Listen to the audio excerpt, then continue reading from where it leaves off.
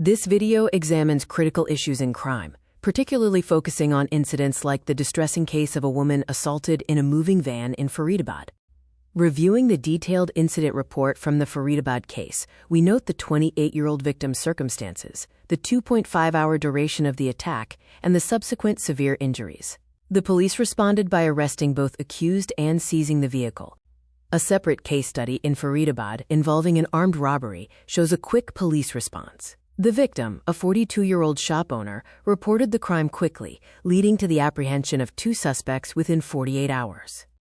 Analyzing state-wise crime rates, Delhi and Haryana exhibit rates nearly double the national average. This highlights systemic issues in the NCR region and suggests either better reporting or a deteriorating security situation.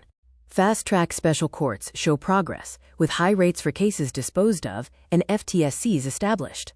However, the critical status of pending cases and the long average trial duration signal an urgent need for judicial reform.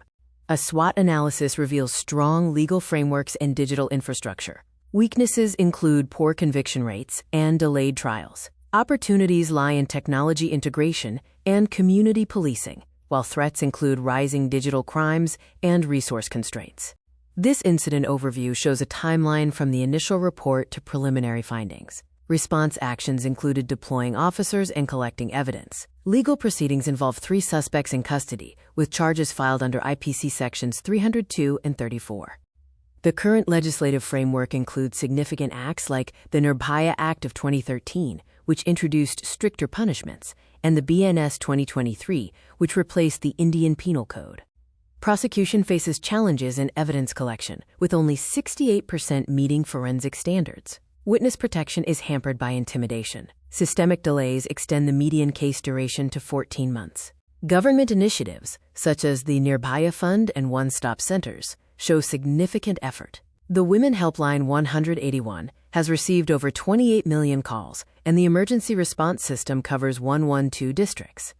While significant funds are allocated through the Nirbhaya Fund, only 65% has been utilized effectively. This indicates that better implementation strategies and coordination between central and state entities are necessary.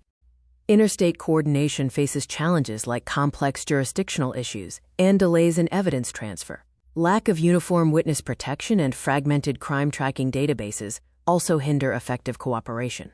Digital infrastructure, including platforms like Shebox and CCTNS, has improved reporting. However, barriers like rural connectivity and digital literacy prevent widespread adoption, despite a 73% digital adoption rate. Barriers to women's empowerment in India include restrictive social attitudes, significant education and awareness gaps, and economic dependence factors. Cultural barriers also lead to high rates of unreported sexual violence. National performance indicators highlight both successes and areas needing improvement. Legal frameworks are strengthening. Institutional responses are improving, and social impact is seen through growing awareness.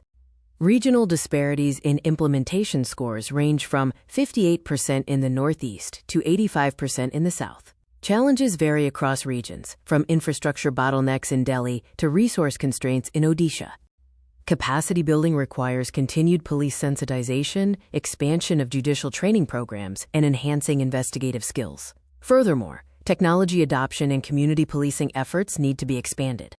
Policy recommendations for UPSC consideration focus on a strategic hierarchy, foundation-level constitutional and legal reforms, mid-level institutional strengthening, and strategic technology integration using AI and data analytics.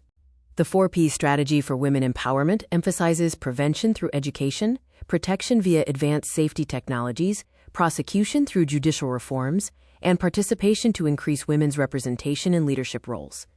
The Strategic Action Plan outlines steps from immediate actions to long-term institutional change over 5 or more years. These goals aim to establish governance, implement reforms, achieve operational excellence, and maintain continuous improvement. Thank you for your attention. Let us work together to build a safer India, where every woman can live with dignity and security.